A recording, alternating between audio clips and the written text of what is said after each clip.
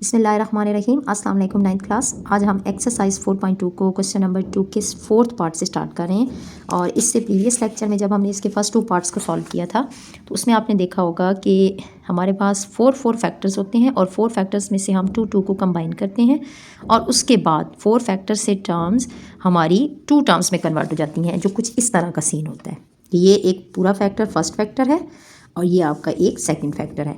तो इस पार्ट में भी हमारे पास कुछ पोर्शन जो है वो क्वेश्चन का सॉल्व है। क्वेश्चन को आपने ध्यान से देखना है और टेक्निकली इसको सॉल्व करना है। क्वेश्चन को देखने से हमें ये मालूम हो रहा है कि इस क्वेश्चन की जो फर्स्ट फैक्टर की 2 टर्म्स हैं, जैसे कि 3x² + 5x है ये टर्म, और सेकेंड फैक्टर की भी 3x² + 5x, ये दोनों टर्म्स आपस में सेम है। तो पुटिंग मेथड ही एक ऐसा मेथड होता है जिसमें हम अपने क्वेश्चन को एक वेरिएबल से दूसरे वेरिएबल में मूव करवाते हैं और उससे हमें क्या फ़ायदा होता है, उससे हमें ये फ़ायदा होता है कि हमारा क्वेश्चन बहुत इजीली सॉल्व हो जाता है और हम डायरेक्ट क्वाड्रेटिक एक्सप्रेशन में चले जाते हैं और क्वेश्चन को आसानी से सॉल्व कर लेते हैं। तो डायरेक्ट हम पुटिंग मेथड को यूज़ करने वाले हैं।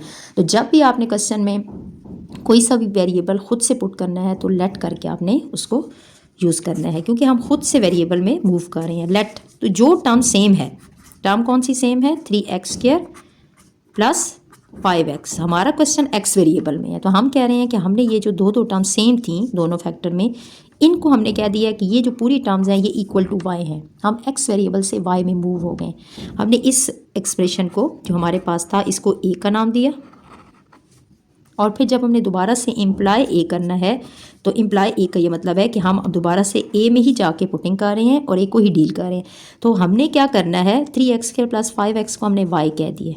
इस पूरी टर्म की जगह, इस पूरे पोर्शन की जगह पे हमने y पुट कर देना है +3 उसके साथ आपका ऐड हो जाएगा।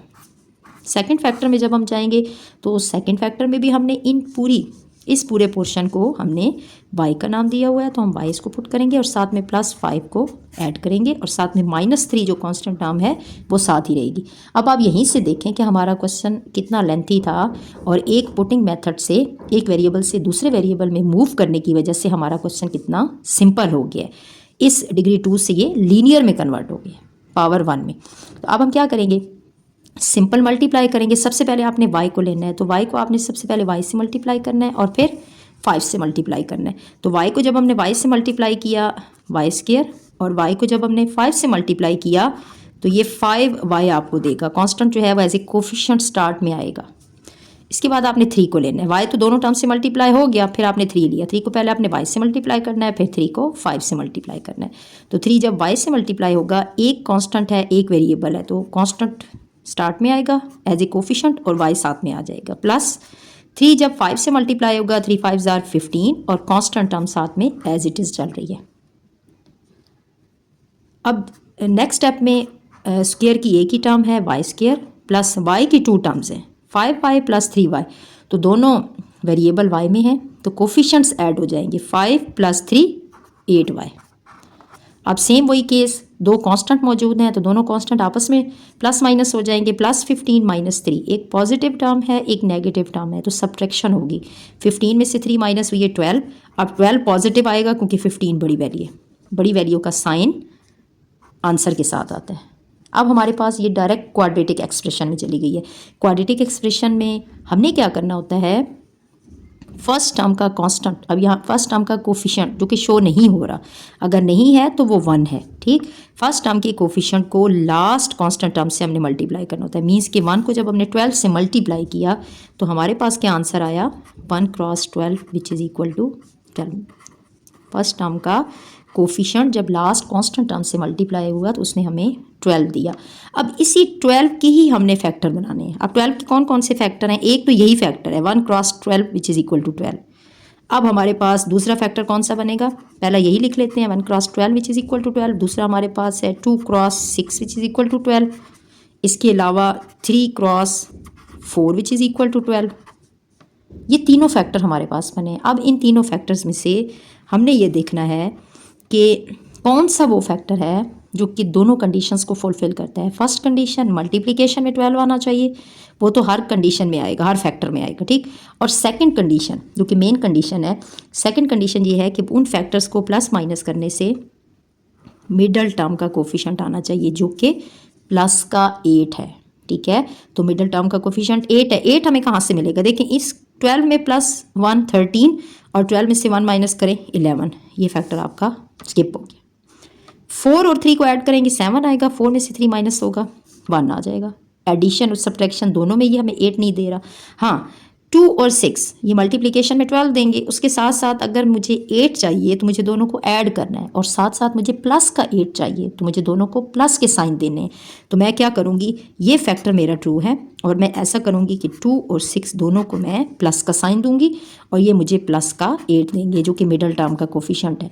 तो 8 को मैंने तोड़ दिया है 2 पार्ट्स में, उसमें से 2 पार्ट्स कौन से हैं? 2 और 6। वापस हम अपनी इक्वेशन क्वाड्रेटिक एक्सप्रेशन की तरफ आएंगे। फर्स्ट टर्म को एज इट इज़ लिखेंगे, लास्ट टर्म को भी एज इट इज़ लिखेंगे और मिडल टर्म को हमने तोड़ा है जी 2 और 6 में। तो 2 और 6 में जब हम तोड़ेंगे तो इन दोनों को वेरिएबल भी देंगे, 2y प्लस 6y। अब क्वाड्रेटिक एक्सप्रेशन में क्या करते हैं? ग्रुपिंग करते हैं, टू टर्म्स को इकट्ठा करते हैं, फर्स्ट 2 टर्म्स को इकट्ठा करते हैं और थर्ड और फोर्थ टर्म को इकट्ठा करते हैं। तो इनको हम जब इकट्ठा करेंगे तो फर्स्ट 2 टर्म में से y कॉमन है तो अंदर टर्म बच जाएगी y प्लस 2 प्लस थर्ड और फोर्थ में से 6 कॉमन आएगा, थर्ड टर्म का 6 कॉमन में y प्लस 12 का 6 कॉमन में है तो 12 को 6 पे डिवाइड करके चेक करेंगे। कैसे आप करेंगे? 12 को 6 पे 6 2s आर 12 डिवाइड करना है, ठीक है 12। ये आपकी सारी वर्किंग है, ठीक है ना। ये सारी आपकी वर्किंग में काउंट होगी जो हम आपको साथ साथ एक्सप्लेन करते हैं, ठीक। क्वेश्चन आपका यहाँ से डिटेल में चल रहा है। अब आप देखें कि जब भी हमारे पास ये फैक्टर सेम बन जाते हैं तो उनमें से हमें पता चल जाता है कि हमारी जो फैक्टराइजेशन हमने की है वो बिल्कुल ट्रू है। एक दफ़ा आपने कॉमन वाला y प्लस 6 लिखना है और एक दफ़ा वो टर्म लिखनी है जो कि सेम बननी है, y प्लस 2। यहाँ तक हमारे इसकी फैक्टराइजेशन हो गई।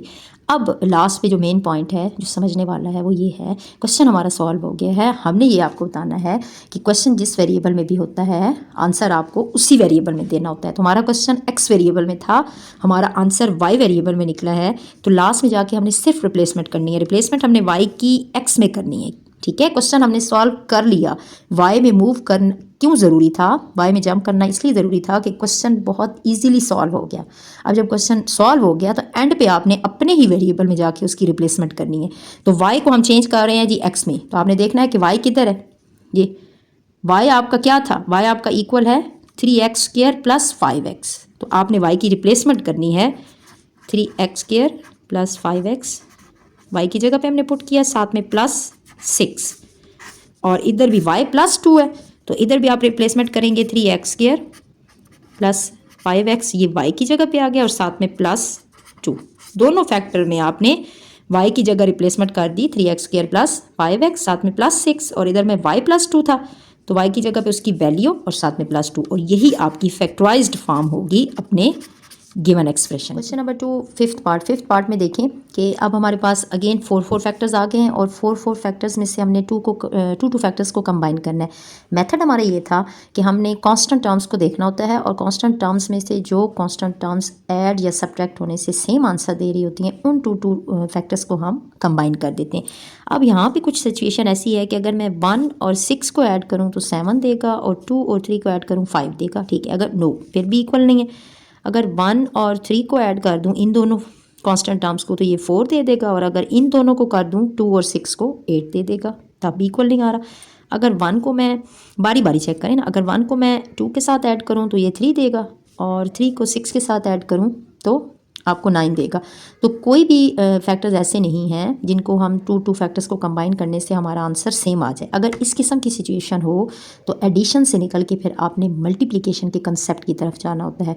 अब आपने ये देखना है कि मल्टीप्लिकेशन में हमारे पास आया ऐसे टू फैक्टर्स हैं, वो कौन सी कांस्टेंट टर्म्स हैं जिनको मल्टीप्लाई करने से हमारे पास आंसर सेम आ रहा है। तो यहीं से देखें कि अगर इस फैक्टर की कांस्टेंट टर्म 1 और इसकी 6, अगर इसको मैं मल्टीप्लाई करूँ 1 6 आर 6 मुझे दे रहा है, और अगर इसके कांस्टेंट टर्म 2 और इसकी कांस्टेंट टर्म 3 को मैं मल्टीप्लाई करूँगी तो 2 cross 3 which is equal to 6 दे रहा है। एडिशन में कोई भी कांस्टेंट टर्म्स जो है ना वो टू फैक्टर कंबाइन करने से आंसर सेम नहीं दे रहे।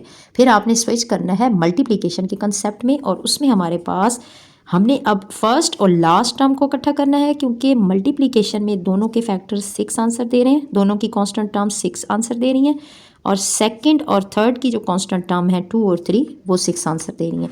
तो हम कंबाइन करते हैं फर्स्ट फैक्टर को लास्ट फैक्टर के साथ x + 6 और एक ब्रैकेट के अंदर, ठीक, और सेकंड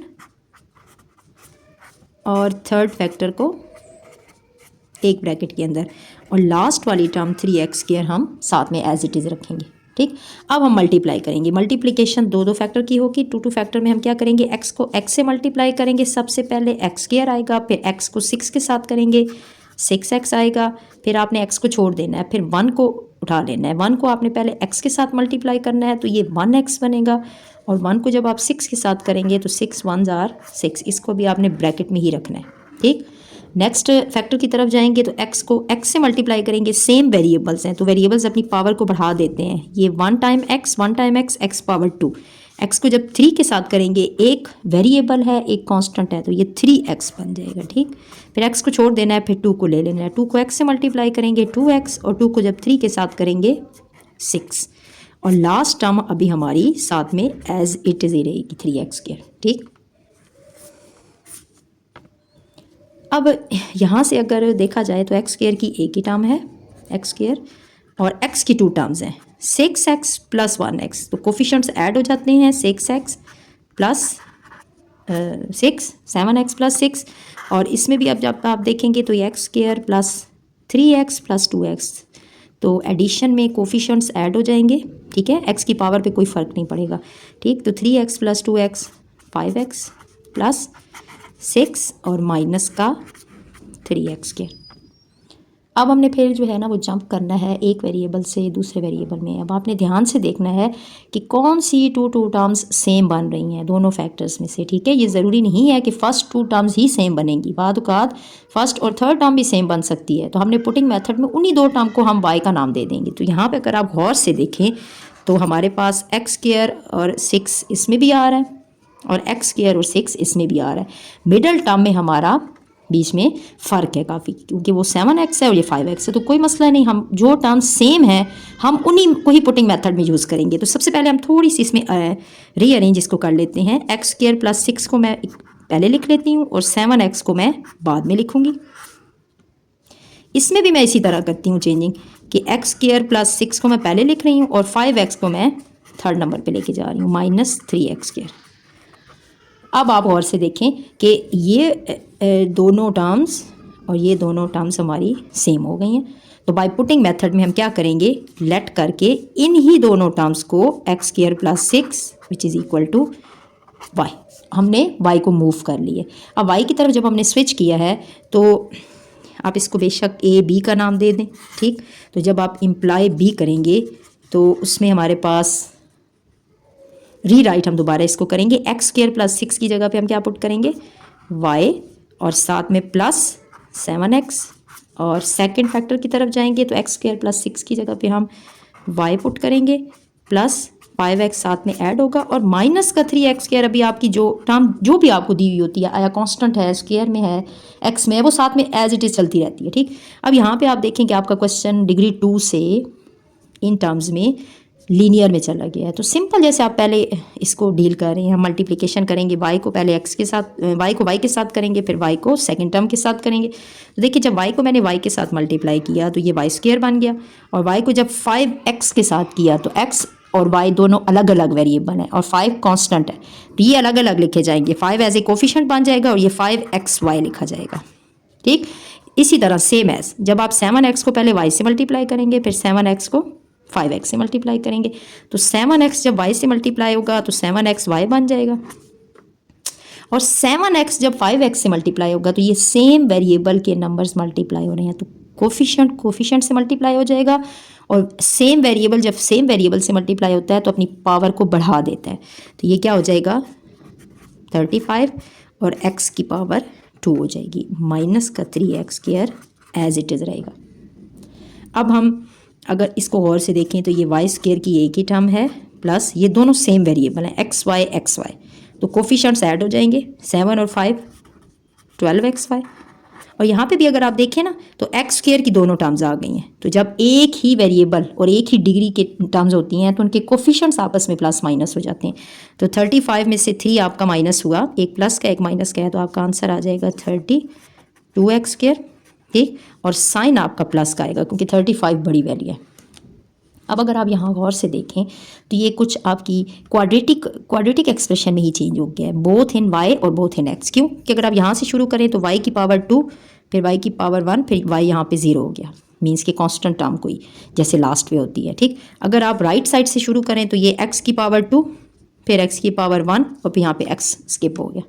तो ये क्वाड्रेटिक एक्सप्रेशन में चली गई है। हम इसको सेम उसी मेथड से ही सॉल्व करेंगे कि हम फर्स्ट टर्म के कोफिशिएंट को लास्ट कांस्टेंट ये इसके कोफिशिएंट से मल्टीप्लाई करेंगे, और जब हम मल्टीप्लाई करेंगे तो हमारे पास आंसर क्या आ जाएगा जी, 1 cross 32 which is equal to 32। X और वाई में आपने जो है ना उलझना नहीं है, ठीक है ना। आपने कोफिशिएंट्स को कोफिशिएंट से मल्टीप्लाई करके चेक कर लेना है, उसके फैक्टर बना के मिडल टर्म को 2 पार्ट्स में तोड़ देना है और वेरिएबल सबको दे देना है। ठीक, अब यहाँ से देखिए 32 के कौन कौन से फैक्टर बनेंगे। एक तो यही बन जाएगा 1 cross 32 which is equal to 32। एक आपका बन जाएगा 2 cross 16 which is equal to 32। एक आपका बन जाएगा 4 cross 8 which is equal to 32। तो देखें इन तीनों में से कौन सा फैक्टर आपका मिडल टर्म का कोफिशिएंट देगा। ठीक है, मिडल टर्म का कोफिशिएंट 12 है, तो 12 हमें फर्स्ट से भी नहीं मिल सकता। 32 में 1 ऐड करने से 33 और 32 में से 1 माइनस करने से 31। अच्छा, 16 और 2 को ऐड करने से 18 और 16 में से 2 माइनस करने से 14, ये भी आपका फैक्टर स्किप हो गया। हाँ, ये फैक्टर आपका ट्रू होगा क्योंकि 8 और 4 को ऐड करने से 12 आता है, तो हमें प्लस का 12 चाहिए। तो क्या करेंगे, बहुत वेरी सिंपल, 4 और 8 को प्लस के साइन दे देंगे और ये हमें प्लस का 12 दे देगा। मिडल टर्म को हमने 2 पार्ट्स में तोड़ा है। कौन से 2 पार्ट्स, 4 एंड 8। तो अपने इस इक्वेशन की तरफ आएंगे, वाई स्क्वायर और लास्ट टर्म को भी एज इट इज़ लिख देंगे 32x स्क्वायर। मिडल टर्म को हम तोड़े हैं जी 4 और 8 में, और मिडल टर्म के साथ xy है, तो जिन 2 पार्ट्स में उसको तोड़ेंगे उसको भी xy दे देंगे। तो ये हो जाएगा जी 4xy जमा 8xy।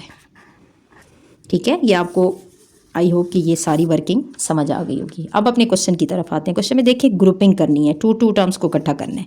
ठीक है, इन दोनों टर्म्स में से क्या कॉमन आएगा, एक तो y कॉमन है, जस्ट y कॉमन है, तो हम क्या करेंगे यहाँ पे y प्लस 4 और x आ जाएगा, y बाहर कॉमन में चला गया। थर्ड और फोर्थ टर्म में से क्या कॉमन निकलेगा, 8 भी कॉमन आएगा, x भी कॉमन आएगा, क्योंकि यहाँ पे x 1 टाइम है, इधर 2 टाइम है, तो अंदर बच जाएगा जी y।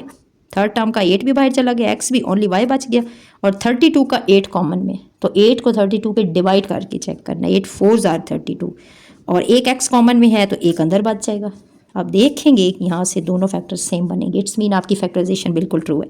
अब हमने क्या करना है, एक दफ़ा सेम फैक्टर को लिख देना है y प्लस 4x, और एक दफ़ा लिख देना है y प्लस 8x। ये आपकी फैक्टराइज्ड फॉर्म है, लेकिन काम यहीं पे मुकम्मल नहीं होता। आपका क्वेश्चन x वेरिएबल में था, एंड पे जाके रिप्लेसमेंट लाजमी करनी है। रिप्लेसमेंट आपने करनी है y की, सिर्फ y की, क्योंकि आपका क्वेश्चन x वेरिएबल में था, आपने जंप किया है y वेरिएबल में, तो जिधर y होगा उसको आपने रिप्लेस करना है। तो y जी किसकी इक्वल है, एक्स स्क्वायर प्लस 6 की, जिधर जिधर y होगा उधर एक्स स्क्वायर प्लस 6 को ऐड कर देंगे एंड पे। तो देखिए पहला हमारे पास है y प्लस 4x, तो यहाँ पे देखें 4x है, इस y की जगह पे हमने क्या पुट करना है, एक्स स्क्वायर प्लस 6। इधर भी y की जगह पे हम ऐड करेंगे एक्स स्क्वायर प्लस 6, और साथ में क्या ऐड होगा, 8x। x अपनी जगह पे ही रहेगा, आपने जस्ट y की रिप्लेसमेंट करनी है, और ये फैक्टराइज्ड फॉर्म होगी आपकी गिवन एक्सप्रेशन की। 6 पार्ट, इसमें देखें कि हमारे पास अगेन 4 फैक्टर्स हैं, और 4 फैक्टर्स में से एडिशन में कोई भी कांस्टेंट टर्म्स जो है वो सेम आंसर नहीं दे रही। तो सेकंड हम इसमें मल्टीप्लिकेशन का जो है वो रूल वो चेक करेंगे। मल्टीप्लिकेशन के रूल में अगर आप ध्यान से देखें कि इसकी कांस्टेंट टर्म 1, सेकंड की कांस्टेंट टर्म -1 है। ठीक है, हर टर्म को आपने अपने उसके साइन के साथ देखना है, हर नंबर का साइन उसके लेफ्ट साइड पे होता है।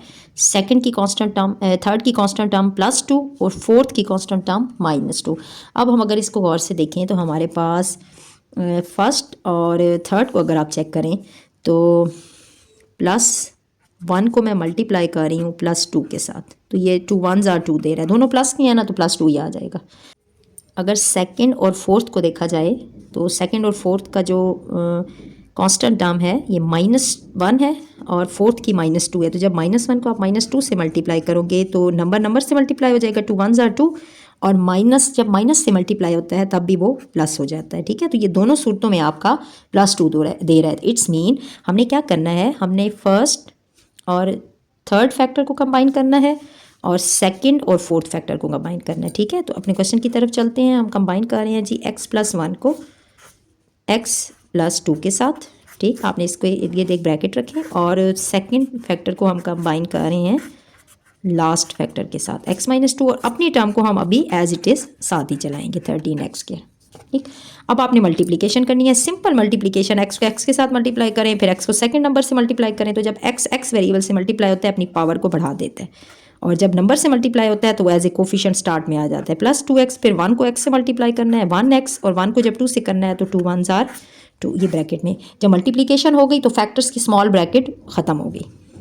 अब देखिए अगेन नेक्स्ट फैक्टर में x को x के साथ पहले मल्टीप्लाई किया, फिर x को 2 से करना है।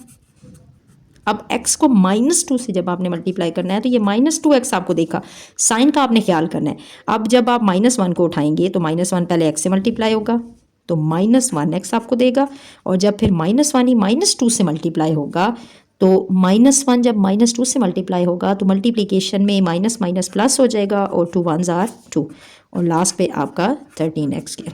नेक्स्ट स्टेप में इसकी एडिशन करें। देखो फर्स्ट टर्म x² जो है वो एक ही है, +2x और 1x, x की 2 टर्म्स हैं तो ये 3x हो जाएगा, +2 हो जाएगा। और सेकंड फैक्टर में अगर आप आएँ तो x² -2x एंड -1x, जब नेगेटिव की 2 टर्म्स ऐड होती हैं तो वो होती तो ऐड ही हैं, मतलब आपको 3x देगा लेकिन साइन माइनस कर देती हैं। ठीक है, नेगेटिव की टर्म्स जब ऐड होंगी तो नेगेटिव साइन देंगी, ऐड हो जाएंगी, लेकिन नेगेटिव 2 टर्म्स जब आप इसमें मल्टीप्लाई होंगी तो मल्टीप्लिकेशन में 2 नेगेटिव साइन प्लस हो जाते हैं, और लास्ट पे 2 आपका एज इट इज़ ही रहेगा, और हमारा अपना जो एक टर्म साथ चल रही है वो एज इट इज़ ही चलाएंगे। अब यहाँ से आप अगर गौर से देखें कि मैंने आपको पहले भी बताया है कि ये ज़रूरी नहीं है कि टर्म्स पहली 2 ही सेम बने, पहली 2 टर्म्स सेम नहीं हैं, ये आपने ध्यान रखना है। साइन का आपने ख्याल रखना है, ये नहीं आपने कहना कि ये 3x और ये 3x ये तो एक जैसा बन रहा है और आप कहें कि मैं इसी को ही पुटिंग मेथड में यूज़ करूँ। नहीं, ये प्लस का 3x है और ये माइनस का 3x है, ये दोनों डिफरेंट हैं। ठीक है, आपकी जो टर्म सेम बन रही हैं वो x² +2 तो हम इसको थोड़ा सा रीअरेंज करते हैं अपनी टर्म्स के हिसाब से। x² +2 +3x, और सेकंड में जाके x² +2 -3x, और लास्ट टर्म हम एज इट इज़। अब आपकी ये दोनों जो टर्म्स हैं ना ये सेम है। ठीक है, इसमें आपने पुटिंग मेथड यूज़ करना है। जब आप पुटिंग मेथड में जाएंगे तो इन्हीं 2 टर्म्स को x² +2 को आप कहेंगे कि which is equal to y, एक और वेरिएबल में हम स्विच करेंगे। तो जब हमने स्विच किया और वेरिएबल में आप इसको a का नाम दे दें, a का नाम देने के बाद अगेन आप जब इम्प्लाई a करेंगे, a को ही हम डील कर रहे हैं, तो इस पूरी इन 2 टर्म्स की जगह, इस पूरे पोर्शन की जगह पे हम y पुट करेंगे, और y प्लस साथ में क्या आएगा 3x, और इसके साथ नेक्स्ट फैक्टर में इस पूरे टर्म की जगह, इस पूरे पोर्शन की जगह पे y आ जाएगा क्योंकि x² +2 को आपने y कहा है, और साथ में माइनस का 3x आ जाएगा, और साथ में आप 13x² को ऐड कर देंगे। अब देखिए सिंपल, आपका जो क्वेश्चन था वो लीनियर में कन्वर्ट हो गया, ये फैक्टर्स आपके क्वाड्रेटिक से लीनियर में चले गए। आप इजीली बाय पुटिंग मेथड को यूज़ करके अपने क्वेश्चन को सॉल्व कर लेंगे। सिंपल हम मल्टीप्लाई करेंगे y को y से, y को 3x से, तो जब आपने y को y से मल्टीप्लाई किया y², y को -3x से मल्टीप्लाई किया तो माइनस का 3xy। नेक्स्ट स्टेप में 3x को आपने पकड़ना है, फिर पहले y से और फिर नेक्स्ट मल्टीप्लाई करना है। तो जब 3x को आपने y से मल्टीप्लाई किया तो ये प्लस का 3xy, माइनस 3x को जब 3 से मल्टीप्लाई करेंगे तो 3 3s are 9, मतलब प्लस माइनस माइनस मल्टीप्लिकेशन में 3 3s are 9, और x से मल्टीप्लाई होगा तो x का स्क्वायर, और प्लस का 13x² साथ में आ जाएगा। अब यहाँ पे अगर आप गौर करें तो ये माइनस का 3xy और प्लस का 3xy दोनों बिल्कुल ऑपोजिट साइंस की सेम वैल्यूज़ हैं। तो सेम वैल्यूज़ जिनके साइन डिफरेंट होते हैं वो कट जाती हैं। हमारे पास ओनली y² की टर्म बचेगी, साथ में 13 में से 9 माइनस हुआ, एक प्लस की है एक माइनस की है, तो सब्ट्रैक्शन होगी तो 4 आएगा, और 4 आपका पॉजिटिव आएगा क्योंकि 13 बड़ी वैल्यू है 4x²। अच्छा, यहाँ पे पहुँचने तक आप देखेंगे कि ये वाली जो आपकी टर्म्स आ गई हैं, टू टर्म्स, ये आपस में सॉल्व नहीं हो सकती। तो यहाँ पे मैं आपको एक चीज़ क्लियर करना चाहती हूँ कि कुछ बुक्स में जो है वो प्लस जो लास्ट टर्म हमारी ऐड होती आ रही है, +13x² एंड तक, क्वेश्चन के स्टार्ट तक +13x²। तो इस टर्म में मिस्टेक थी, तो मैंने कहा कि ये सॉल्व करके आपको एक्सप्लेन कर देती हूँ कि अगर हम +13x² के साथ इस क्वेश्चन को सॉल्व करते हैं तो क्वेश्चन का आंसर जो है वो एंड पे इररेलेवेंट सा निकलता है, जो बिल्कुल क्वेश्चन के एंड आंसर के साथ मैच नहीं करता। तो अगर हम इसको गौर से देखें तो कुछ बुक्स में इस क्वेश्चन का जो लास्ट टर्म है वो +13x² है, तो 13x के साथ ये क्वेश्चन सॉल्व नहीं होता। यहाँ पे आपको टर्म ऐड करनी पड़ेगी -16x²। अगर आप -16x² ऐड करते हैं, ये बाय प्रिंटिंग इसमें मिस्टेक है, -16x² अगर आप ऐड करेंगे तो आपका क्वेश्चन कंप्लीट सॉल्व भी हो जाएगा और एंड पे जो इसका आंसर है ये बिल्कुल एग्जैक्ट उसके साथ इसका आंसर मैच भी कर जाएगा। तो मैं आपको इसको इसीलिए मैंने इसकी एडिशन के साथ पूरा क्वेश्चन सॉल्व किया है, ताकि बच्चे के कंसेप्ट क्लियर हों, उसको पता हो कि इसके साथ एंड पे जाके कहाँ पे मसला बनता है, कौन सी टर्म्स आ जाती हैं कि वो फिर एंड पे सॉल्व करना मुश्किल हो जाती हैं। तो आपने क्या करना है कि यही जो टर्म, जो लास्ट वाली टर्म है, इसकी जगह पे आपने क्या पुट करना है, -16x²। इसी टर्म से आपका क्वेश्चन सॉल्व होगा। कुछ बुक्स में बाय प्रिंटिंग +13x² ऐड है और कुछ बुक्स में -16x² है। तो ये -16x² के साथ ही आपकी टर्म सॉल्व होगी। आप हर जगह पे यहाँ पे -16x² ऐड करेंगे, बस इसकी एंड पे जाके सिर्फ एडिशन ही हो रही है, -16x², -16x², -16x²। यहाँ पे भी जब आपकी टर्म -16x² ऐड होगी, आपने सब जगह पे उसकी रिप्लेसमेंट कर देनी है। तो देखें अब आपका क्वेश्चन कैसे सॉल्व होगा, -16x² और -9x²। अब आपका क्वेश्चन इजीली सॉल्व हो जाएगा। फर्स्ट टर्म हमारी एज इट इज़ y² ही रहेगी, ठीक। और ये जो दोनों टर्म्स हैं, ये टू टर्म्स तो कट गई, बाकी किसी टर्म में कोई चेंजिंग नहीं होगी, बस वो टर्म एंड पे ही जाके आपकी इसके साथ प्लस माइनस होती है ना, बाकी क्वेश्चन आपका सेम चलता है। ये दोनों टर्म्स आपकी कैंसिल हो गई और -9 और -16 दोनों नेगेटिव की टर्म है, तो नेगेटिव की दोनों टर्म्स होती ऐड हैं, लेकिन साइन नेगेटिव कर देती हैं। 16 और 9 25 और माइनस का 25x²। यहाँ पे आके आपका फॉर्मूला कंप्लीट हो जाता है, जो कि उस पार्ट में नहीं होता जब आप 13x² ऐड करते हैं। तो यहाँ पे देखिए, अगर मैं y को कह दूँ कि y का स्क्वायर है और इसको भी मैं किसी स्क्वायर की फॉर्म में लेके जाऊँ, x तो स्क्वायर में है लेकिन 5 को भी छोटा करके कोई ऐसे नंबर में लेके जाऊँगी जो कि पावर 2 में 25 दे। तो यहाँ पे 5 एक ऐसा नंबर है जिसको 2 दफ़ा मल्टीप्लाई करने से 25 आता है। तो 5x का होल स्क्वायर, डिग्री 2 को हम डील कर रहे हैं। तो ये देखें, ये भी पावर 2 है, ये भी पावर 2 है। तो हमने 9th क्लास एक फॉर्मूला पढ़ा है कि अगर हमारे पास a² माइनस b² आ जाता है, a और b कोई सी भी दो टर्म्स हैं उनके ऊपर पावर 2 आ जाए, तो इस a और b को हम एक दफ़ा माइनस के साथ और एक दफ़ा प्लस के साथ लिख देते हैं। तो ये पावर 2 और ये पावर 2, इसको हटा के हम क्या करेंगे कि एक दफ़ा इस y और 5x को माइनस के साथ लिखेंगे, ठीक, और एक दफ़ा y और 5x को प्लस के साथ लिखेंगे। ये फॉर्मूला हमने खोल दिया। अब आपका क्वेश्चन सॉल्व हो गया, फैक्टराइज्ड फॉर्म आ गई है। जस्ट आपने एक रिप्लेसमेंट ये करनी है कि क्वेश्चन आपका x वेरिएबल में था टोटली, आपने इस क्वेश्चन को आंसर भी इसका x वेरिएबल में देना है। तो एंड पे जाके हमारे आंसर में जहाँ पे भी y है, यहाँ पे y है और यहाँ पे, इन दोनों फैक्टर्स में से y की रिप्लेसमेंट करनी है। तो y आपका क्या था, y आपका क्या था जो आपने पुटिंग मेथड में यूज़ किया है, y आपका इक्वल था x² + 2 का। तो जहाँ जहाँ पे भी y होगा वहाँ पे हम रिप्लेसमेंट कर देते हैं, y की जगह पे हम पुट करेंगे x² + 2, साथ में -5x, और सेकंड फैक्टर में भी y की जगह पे x² + 2 + 5x, ठीक। तो ये आपकी फैक्टराइज्ड फॉर्म है इस एक्सप्रेशन की।